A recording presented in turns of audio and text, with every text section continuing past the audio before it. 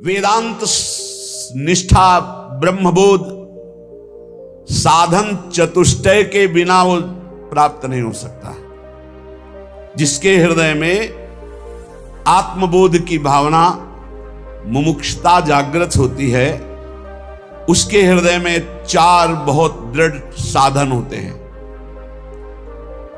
लोक परलोक के भोगों से वैराग्य, बहुत कठिन बात है, बहुत कठिन। मृत्युलोक के भोगों से ही वैराग्य होना, आप देख लो क्या स्थिति है। अगर लोक परलोक के भोगों से वैराग्य नहीं तो ज्ञान की बातें बघार सकता है, ज्ञानी नहीं हो सकता, ब्रह्मबोध नहीं हो सकता। दूसरा, नित्यानित्य वस्तु का विवेक दृढ़, सत्य क्या है और असत्य क्या है इसका पूर्ण निर्णय हो चुका है, उसे विवेकवान कहते हैं। तीसरा, शम दम उपरति, तितिक्षा, श्रद्धा, समाधान, ये 6 संपत्ति। शम इंद्रियों का निग्रह, दम मनोनिग्रह, उपरति भोगों की स्थिति है ही नहीं, भोग है ही नहीं, ऐसी स्थिति है, त्याग वैराग्य से ऊपर उपरति। तितिक्षा महान सहनशील, श्रद्धा गुरु और संत वाक्य शास्त्र वाक्य यथावत बिल्कुल ज्यों का त्यों मानना। समाधान, चित्त अपने लक्ष्य पर स्थित हो चुका है। और चौथा, मुमुक्षुता, घोर मुमुक्षुता, कैसे ब्रह्मबोध हो, भारी व्याकुलता। ये 4 साधन चतुष्टय जब होते तब ज्ञान की प्राप्ति होती है। और प्रेम इससे ऊपर की बात है। इंद्रियों का दमन, द्वंद्वों का सहन करना, मान अपमान लाभ हानि दुख सुख, भोगों में उपरति, अटल श्रद्धा, संदेह रहित मन की स्थिति, ये शांत रस में पाई जाती। जो ब्रह्माकार वृत्ति की बात कहेगी, हमारे यहां वो भाव देश में शांत रस में है। इस शांत रस से दास्य रति बहुत सरस हो गई। उसके एक एक इंद्री मन सब प्रभु की दासता के भाव में हो गए। मन दास, बुद्धि दास, चित्त दास, अहम दास, असभिमान जाय जन भोरे, मैं सेवक रघुपति पति मोरे। हम श्री श्यामाजू के बल अभिमानी। ये दासत्व मूल सबके अंदर रहता है, हर भाव में दासत्व रहता है। सबकी दासता, इंद्रियों की गुलामी, मन की गुलामी, काम की गुलामी, क्रोध की गुलामी, ये तो शांत रस में ही छूट जाती है। समझिए कौन से रस में हो, शांत रस में ये सब छूट जाती। दास्य भाव तो और आगे की बात। जिसने हृदय से भगवान के दासत्व को स्वीकार कर लिया, उसकी पहचान है वो लोक लोकांतर के किसी भोग, किसी पद, किसी सिद्धि का दास नहीं हो सकता। जब ये भाव प्रगाढ़ उत्कृष्टतर होता है, तब उसके हृदय में सख्य भाव और गाढ़ वात्सल्य और महामाधुर श्रृंगार रस, गोपी भाव और फिर सहचरी भाव। इसलिए इस भाव तक पहुंचना साधना के बल पर असंभव है। भगवत रसिक जी कहते हैं कि ये ललिता सखी उपासना है सिंहिन को छीर, है सिंहिन को छीर, रुके कुंदन के बासन, कह बच्चा के पेट और घट करे विनाशन। और घट करे विनाशन, यही जो आप देख रहे हो, यही घट करे विनाशन। बुद्धि काम नहीं करती।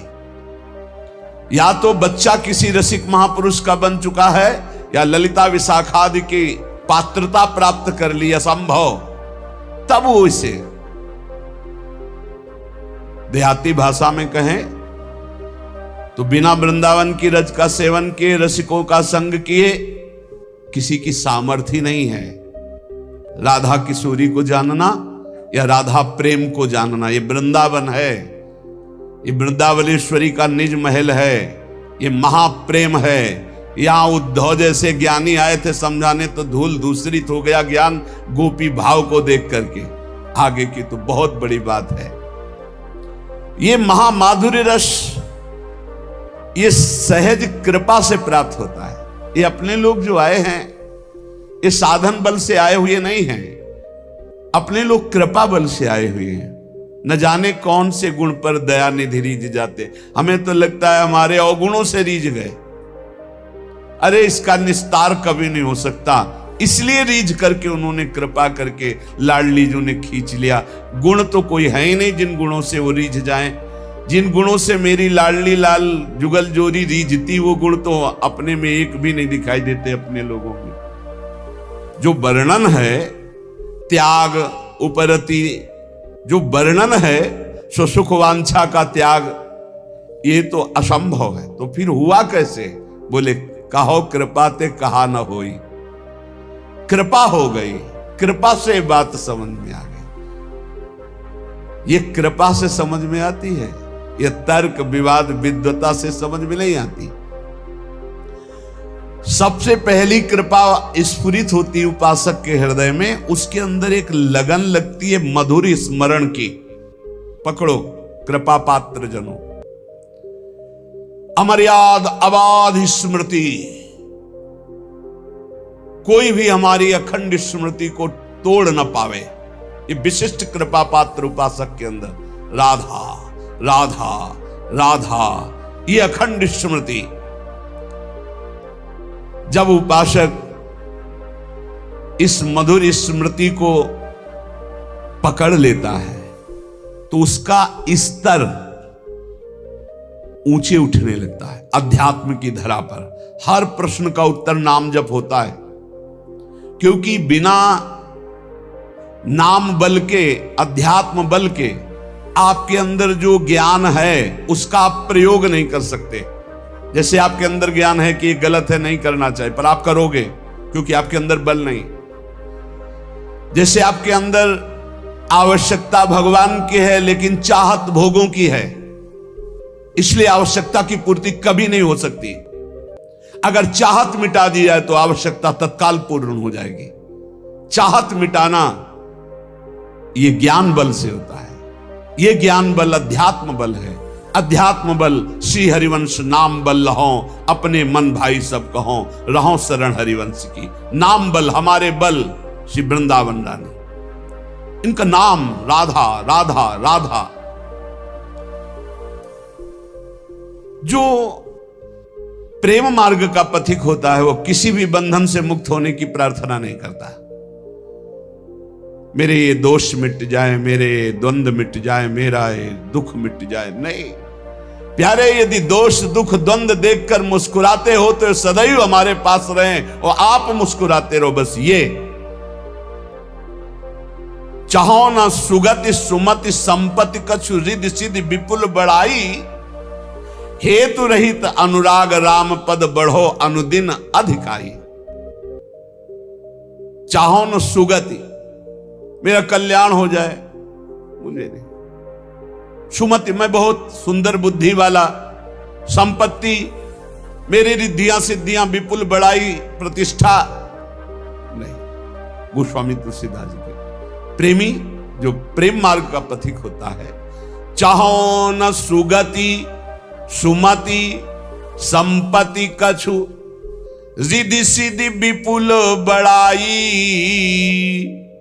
हेतु रहित अनुराग राम पद बढ़ो अनुदिन अधिकाई। बिना हेतु के आराध्य देव में प्रतिपल प्रेम बढ़ता रहे, बस मुझे और कोई सुगति सुमति संपत्ति रिद्धि सिद्धि प्रतिष्ठा मान बड़ाई नहीं चाहिए प्रभु, नहीं चाहिए। सालोक्य सारिष्ट सामीप्य सारूप्यैकत्व मप्युत दीयमानम न गृह्णन्ति बिना मत सेवनम जना। भगवान देते हैं ऐसे भक्त को ये 5 प्रकार के मोक्ष।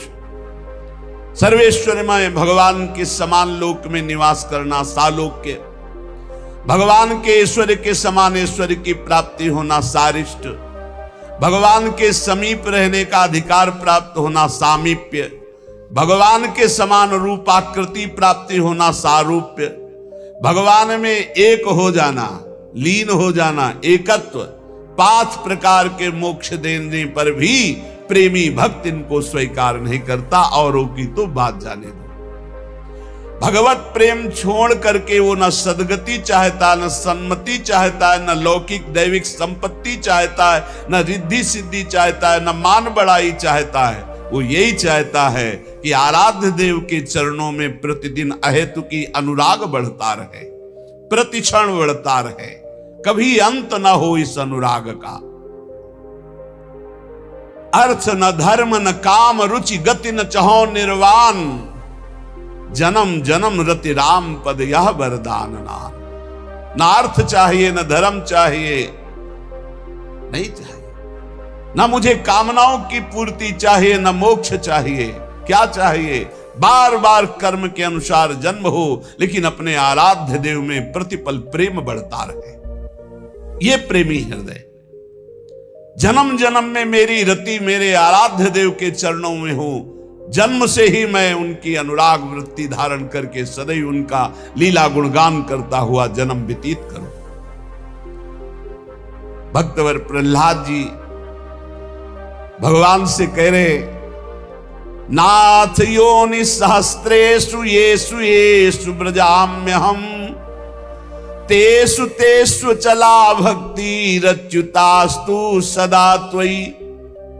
प्रभु, मैं आपसे ये नहीं मांगता कि मेरा अब जन्म न हो, मैं मांगता हूं कि कर्म के अनुसार हजारों हजारों योनियों में जन्म हो, मुझे इसकी परवाह नहीं, पर जिस जिस योनि में जाऊं तुम्हारी अचला भक्ति हो।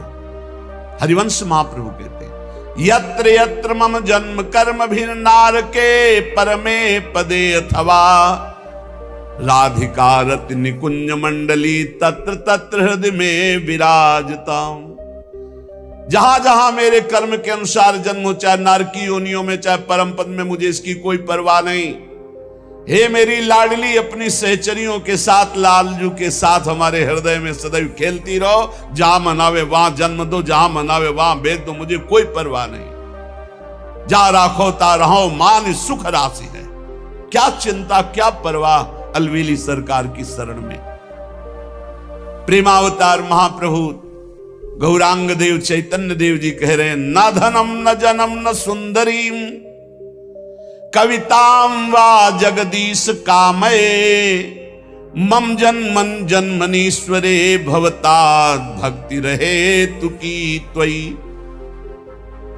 प्रभु, मुझे धन नहीं चाहिए, मुझे परिवार सुख नहीं चाहिए, मुझे सुंदरी स्त्री नहीं चाहिए, मुझे कविता काव्य शक्ति नहीं चाहिए।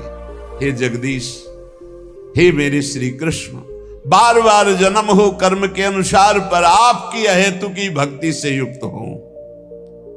धन जन कविता सुंदरी चहो न मैं जगदीश, बनी रहे प्रति जन्म में भक्ति अहेतु की। यही जोनि जन्मो कर्म बस राम पद अनुराग। ये हमें क्या चिंता।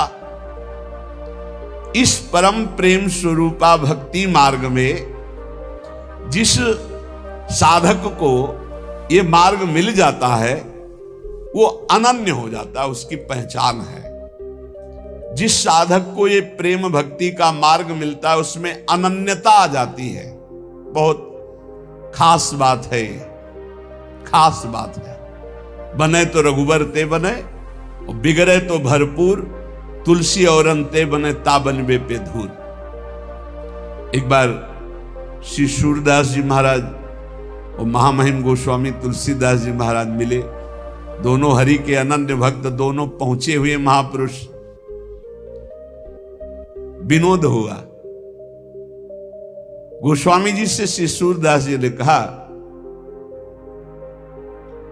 आपके प्रभु श्री राम तो 12 कलाओं से युक्त है और मेरे श्री कृष्ण 16 कलाओं से युक्त है।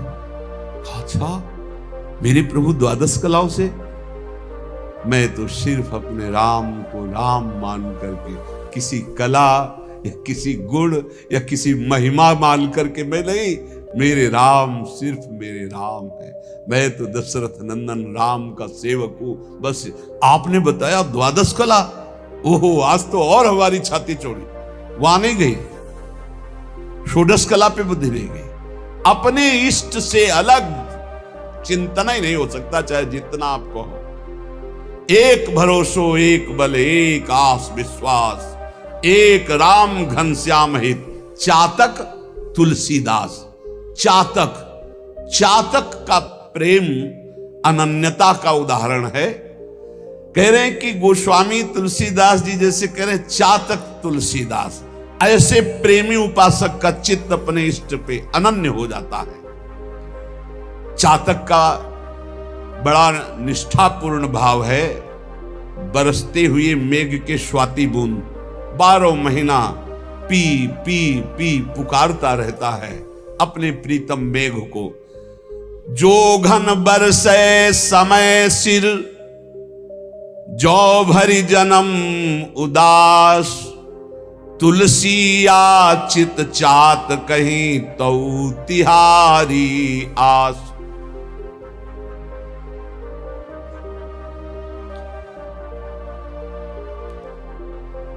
चातक केवल एक मेघ से स्वाति बूंद चाहता है, वो दूसरे की तरफ ताकता नहीं। प्यासा मर जाए दूसरे जल में चोंच नहीं डालेगा।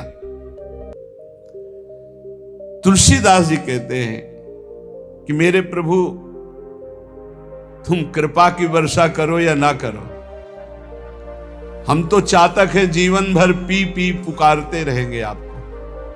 यही भक्ति है, यही स्वरूप है, यही निश्चिंतता है, यही बेपरवाही, यही एकांतिक प्रेम है हमारा। एकागी, एकमात्र अपनी तरफ से हम प्रभु से प्रेम करते, वो करे ना करें हमें उनकी परवाह नहीं कि वो हमें प्रेम करते कि नहीं, दुलार करते कि नहीं। तुम चाहे ठीक समय से बरसो, चाहे जीवन भर न बरसो, ये चातक की तरह तुलसी केवल तुम्हारी ही बाट पूरे जीवन रोएगा, तुम्हारी ही आशा करे। ये बात पकड़ो, बस यही है खास बात। हमारे प्रेम मार्ग में खास बात यही है। तुम हमारी तरफ देखो ना देखो, तुम्हारे तो लाखों देखने वाले हैं, लेकिन मेरी दृष्टि तो सिर्फ आप पे ही रहेगी। आपके सिवा मेरा कोई नहीं। मेरा बस आप पर नहीं है, लेकिन बस मेरे आप हैं। मेरा बस आप पर नहीं है, बस आप मेरे हैं। इस पर आपका भी बस नहीं कि आप हमें हटा सके। आप बरसो ना बरसो, आजीवन हम आपकी ही पुकार करते रहेंगे, राधा राधा राधा राधा। आप नरक भेजो स्वर्ग भेजो, कोई परिणाम की परवाह नहीं। रटत रटत रसना लटी, तृषा सूखी गे अंग, तुलसी चातक प्रेम को नित नूतन रुचि रंग। आहा, अपने प्यारे मेघ के लिए पी पी पी पुकारता हुआ जीव सूख गई, क्योंकि पानी नहीं दिया। प्यास के मारे सारे शरीर के अंग तापमय होकर सूख गए, लेकिन चातक का प्रेम और निखार ला रहा है। एक टक मेघ की तरफ पी पी पी। ऐसे ही राधा राधा राधा।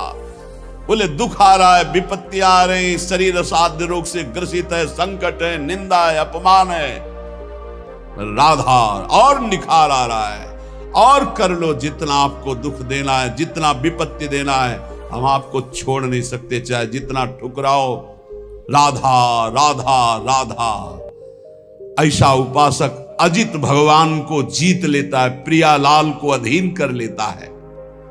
और सुनो, बरसी परुष पाहन पयद, पंख करो टुक टूक, तुलसी परी न चाहिए चतुर चात कहीं चूक। वर्षा तो नहीं, पी पी पुकारता हुआ चातक मेघ की तरफ देख रहा है। ओले और बरसा दिए, ओले। चातक के पंख टूक टूक हो गए, पर वो उसके मुख से इतना ही निकल रहा है, पी पी पी। बोले ऐसे ही चाहे भीषण कष्ट दो, विपत्ति दो, निंदा करवाओ, अपमान करवाओ, हमारे प्रेम पण में कभी चूक नहीं होगी। यही निकलेगा, राधा राधा राधा। पविपाहन दामिनी गरज, झरि झकोर खरि खीज, रोष न प्रीतम दोष लखी तुलसी, राग ही रीझ। मानो चातक को डांट रहा है मेघ बिजली की गर्जना से। बिजली तड़प करके उसको डरा रही है। वो मेघ की तरफ पी पी बिजली तड़क रही, ओले बरसा रहे, गर्जना कर रही, तूफान चल रहा है, पर चातक के चित्त पर आनंद बढ़ रहा है। दोष नहीं दिखाई दे रहा है कि हम तो पी पी रट रहे हो, हमारे शरीर पर ओले बरसा रहा है, बिजली कड़क करके और गरज करके हमें डांट रहा है। किसी पक्षी ने कहा क्या मिला तेरे को? पी पी करता है, देख तेरा प्रीतम मेघ तुझे गर्जना करके डांट रहा है, ओले वर्षा करके तेरे पंख टुकड़े टुकड़े कर रहा है, बिजली चमक करके तुझे डांट रही, तुझे दुख प्रदान कर रही, एक भी बूंद पानी तेरे मुख में नहीं। क्या दिया तेरे प्रीतम ने? तो उनका ये तुम्हारी सोच है। ये जो गर्जना है ना, ये मेरे प्रीतम गर्जना करके मानो गुनगान करके मेरे हृदय में आह्लाद पहुंचा रहे हैं। और ये जो ओले है ना, ये प्रीतम का आलिंगन प्राप्त हो रहा है। ये जो बिजली है ना, मेरे प्रीतम मेघ की मुस्कुराहट है, तेरे को दोष दिखाई दे रहा है। रोष ना प्रीतम दोष लखी तुलसी, राग हिरी। ना तो गुस्सा आ रही है चातक को और ना दोष दिखाई दे रहा है, वो अपने प्रीतम के प्यार में डूब रहा है। इसे कहते हैं चातक का प्रेम। उष्ण काल अरुदेह खिन, मगपंथी तन ऊख, चातक बतिया ना रुचि, अनजल सींचे रूख। भीषण गर्मी का समय है, प्यास से मुंह सूख रहा है, चातक का शरीर शिथिल है क्योंकि स्वाति का बूंद पानी नहीं मिला, रास्ते में जा रहा है। इतने में पक्षियों का समूह एक बहुत बड़े वृक्ष की छाया में विश्राम कर रहा है। पुकारा आ जाओ विश्राम कर लो। तो उनका जानते नहीं हम कौन से पक्षी हैं, चातक। हम उस वृक्ष में ना बैठ सकते ना उसकी छाया में जो और जल से सींचा गया। हम बैठते हैं तो सिर्फ मेघ के जल से सींचे हुए वृक्ष पर ही बैठते हैं। नहीं बैठा, ताप से जल रहा है, प्यास से व्याकुल है। पक्षियों ने पुकारा, चातक ने कहा मुझे ये बात अच्छी नहीं लगती, जो अन्न जल से सींचा हुआ वृक्ष है मैं उसकी छाया में भी नहीं बैठ सकता। ये अनन्यता अपने इष्ट के लिए। और आगे देख लो प्रेम की एक से एक कसौटी। उड़ा हुआ चातक चला जा रहा था, उसके आगे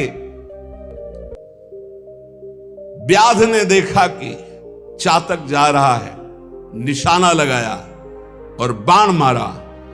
बाण जब लगा तो गंगा जी को पार करने जा रहा था उड़ के, वो झप से गंगा जी में गया, चोच ऊपर कर ली। बध्यो बधिक पर्यो पुण्य जल, उलटी उठाई चोच। कैसा इष्ट प्रेम है। उलटी उठाई चोच, तुलसी चातक प्रेम पट, मरतहु लगी न खोज। बधिक ने बाण मारा, बाण लगा, गंगा जल में गिरा, चोच ऊपर उठा। किसी पक्षी ने पूछा कि ये गंगा जल का पुण्य जल तो जिसके मुख में चला जाता है मरता है तो उसे परम पद प्राप्त होता है, तूने चोच क्यों उठा? बोले मैं मेघ से प्यार करता हूं, सिर्फ स्वाति बूंद मेघ से बरसाया हुआ लेता हूं, मरते दम कहीं मेरी आन पर, मेरे प्राण पर, मेरे प्रेम पर कलंक न लग जाए, इसलिए चोच उठा ली। मरते दम तक गंगा जी का एक बूंद नहीं जाने दूंगा, और जब मर जाऊंगा तो बात अलग है। जीते जी कभी स्वाति के बूंद के सिवा चातक की चोच में और कोई जल नहीं आ सकता। चढ़त न चातक चित कबहू, प्रिय पयोद के दोष, तुलसी प्रेम पयोद है, ताते नाप न जोख। चातक प्रेमी है। चातक के चित्त में कभी प्रीतम मेघ के प्रति रोष या दोष नहीं आया कि मैं तुम्हें इतना प्यार करता हूं और तुम इतना कठोर व्यवहार करते हो, मर गया पर पानी तूने नहीं पिलाया। चातक का प्रेम अगाध समुद्र है, इसीलिए माप तौल कोई नहीं कर सकता। ऐसे ही इष्ट प्रेमी महाभागवत